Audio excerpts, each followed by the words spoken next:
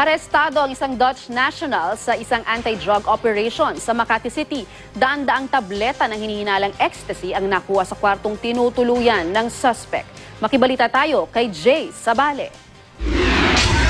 Tiniktikan muna ng 2 buwan ng otoridad ang galaw ng suspect at nang mangyari ang pagbebenta, dito na siya inaresto. Matapos ulihin, inuntahan ng otoridad ang condotel room ng suspect na may pahintulot niya. Nang isinagawa ang search, dito na nadiskubre ang 2 garbage bag na naglalaman ng daang-daang tableta ng hinihinalang ecstasy na inistimang may timbang na humigit kumulang 2 kilo. May nakuha ring isang sachet ng pinaghihinalaang cocaine at marijuana sa suspect na kinilalang si Martin De Jong. Tumanggi siyang magbigay ng pahayag sa harap ng kamera. Pero aniya, hindi sa kanya, kundi sa kaibigan ang nakuhang iligal na droga. Ayon naman sa kinakasama nitong isang Pilipina, nagulat daw siya sa dami ng nakuha kay De Jong.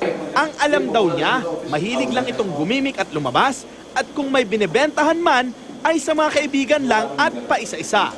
Lumalabas pa sa investigasyon na maaaring miyembro ng malaking sindikato ang suspect dahil sa dami ng droga na nakuha sa suspect.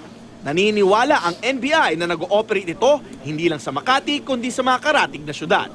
Nagulat po tayo sa dami ng stock nitong Dutch national na ito. Malaking tulong po ito sa ating mga kababayan dahil maraming buhay po ang masisira kung ito ay kanyang maibebenta. Jay Sabale, GMA News.